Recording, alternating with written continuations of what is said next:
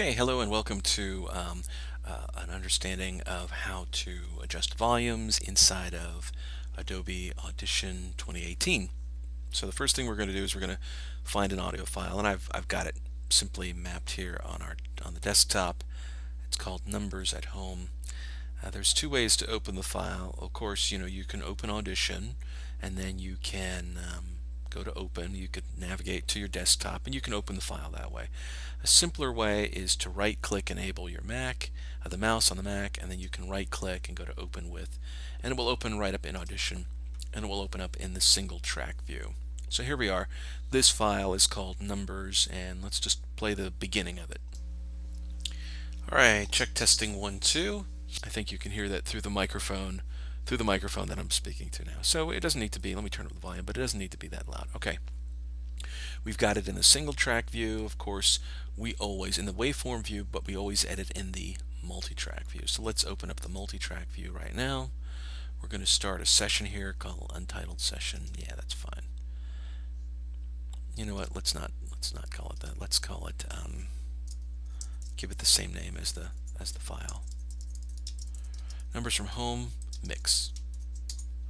Alright, so you can see the name of the file here, and the name of the file we're going to edit is the one that ends in wave. So we wanted to give you a good understanding of how to adjust the volume for this file, adjust little points of the volume as we go along. First thing I'm going to do is I'm going to shrink these other tracks. So there's 1, 2, 3, 4, 5, and 6, and yeah, there is an easy way to delete them. We'll show you that later. But let's go ahead and open this track just a little more so you can see it a little easier. And again, let's play it here in the single track view. You can see we're at the 10-second mark. If you hit the home key, it'll take you to the beginning, and spacebar to play. Alright, check testing 1, 2. Alright, so let's say we wanted to do some simple edits. Last week I think we had discussed trimming, and we can trim away the beginning here, and then we can take the whole file here, this whole clip, we can right click and drag it left and right. We'll move it all the way to the left. And of course, we're editing here inside the time selection tool so that all of our shortcut keys will work. We can see if we zoomed in here, in fact, let me hold down Command and then scroll wheel just a little bit. Just a little, this is really sensitive. And then at the top, grab the file. I can go all the way to the end, or I'll go all the way to the beginning. And you can see I got rid of that little bit of noise, but you can still see this tiny squiggly line is room tone. So we might fade into that audio. Now let's zoom out some, Control scroll wheel or Command scroll wheel.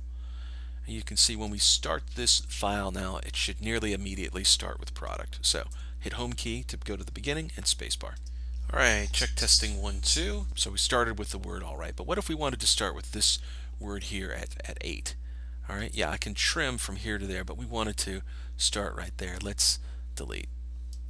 So now we're starting here. We can still see that room tone is there, and we can play from here. Well, let's count some numbers then. 12, 13, 14. In this case, I'm going to take this file and drag it, right click and drag it to the left so that when I hit home and spacebar, I'm always at the beginning. Well, let's count some numbers then. So we want to, and if we wanted to individually adjust the level of this one big clip, we could do that. Of course, you know from a past lesson we could hit split, and we can divide these up, and then each individual clip we can assign a value to. So we could hit V3 and we could increase the gain on that clip by 3 dB, or we could select this one and hit V-3 and we can enter a value that is then 3 dB lower. So if we were to listen to from this point to about this point, if you pay attention to the VU meter at the bottom, you should see it jumping up and down, even if you can't hear the product that well. Here we go. 12, 13, 14, 15, 16, 17. So you can see the volume dipping up and down. It's kind of a crude way to do it. So let's undo those recent edits with Command Z, and we'll go right back to the file as uncut. Now what you can instead do, you see this little yellow line. You can put an anchor point down. Just click on that line right there, and you see that little blue dot. Now let's make another one. A little blue dot. Click. You got to click right on that yellow line, here and here. This is what's known as the volume the volume graph, and we can adjust the volume envelope by clicking on an anchor point and dragging it down, and clicking on an anchor point and dragging it up. So you can drag it up to here, or you can drag this down there. Alright, that's good.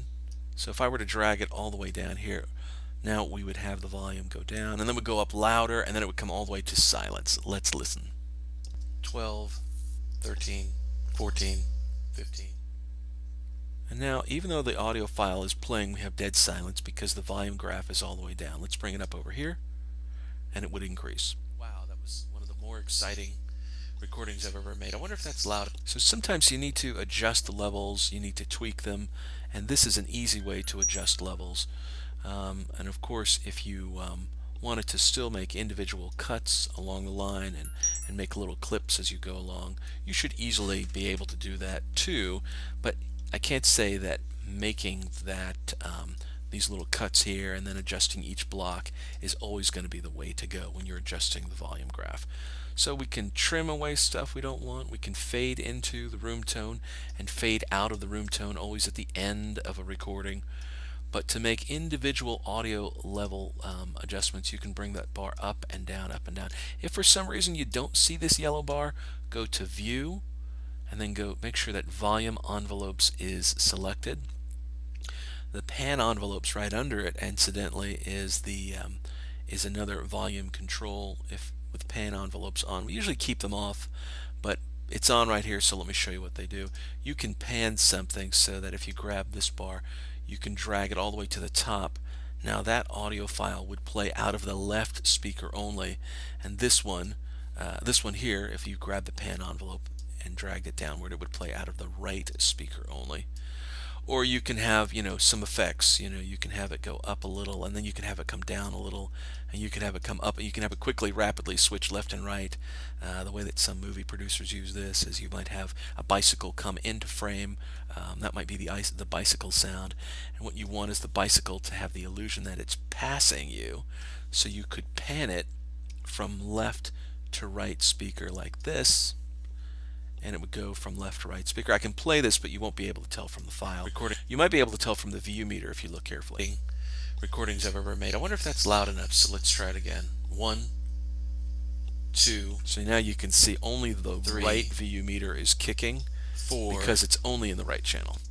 So usually, I'd say 90% of the time, the adjusting the volume graph here is all you'll need, and not adjusting the pan envelope. So for the most part, and to keep the viewing plane a little bit more simple, you might go to Windows and then turn off under View, turn off pan envelopes. We don't need to have them on, and it just makes it a little bit easier to edit. Alright, so that's a quick and easy understanding of how to adjust the individual volume. Of course, you can hard limit and normalize once you're finished with your mix down, but you want to get your levels just as good as they can be before you do the mix down, and this is then a good first start.